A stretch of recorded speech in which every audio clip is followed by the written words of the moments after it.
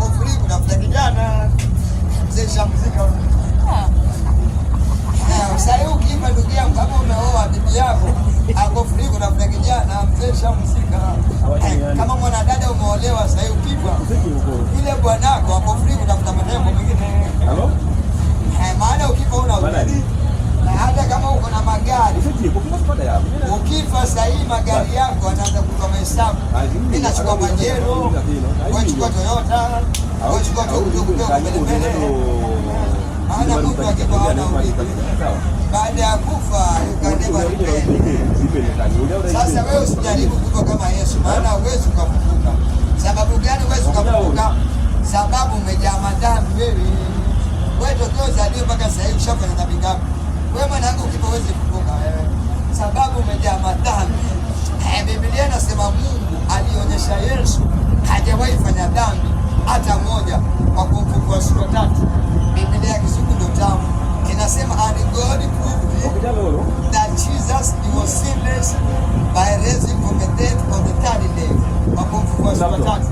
Biblia inasema Yesu hata uongo haijawahi toka kwa kinywa chake siku moja.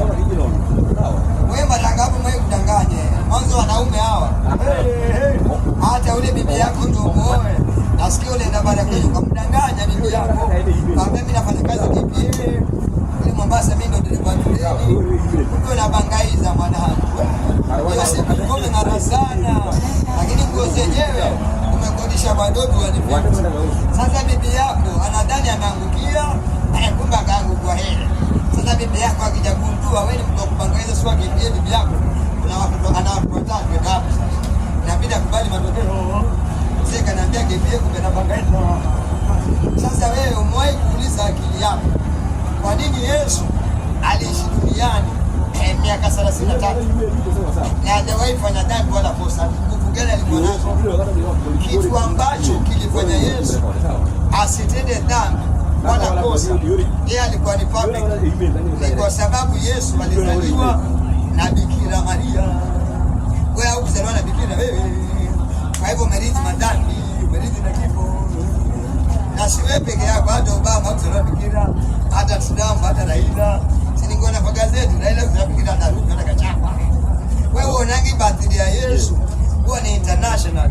Haiitwa Merry Christmas. Yaani birthday ya Yesu washerekea na wazungu.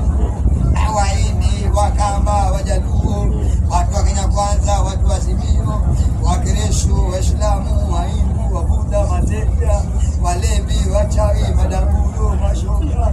Watu wengi hawaendi bara mpaka Desemba. Desemba magari yamejaa nini. Wanaenda birthday ya Yesu, wengine Kisumu. Okay, wewe wapi? Wengine Kaloleni, wengine Mombasa, wengine Nyeri. Lakini wewe kama uko na birthday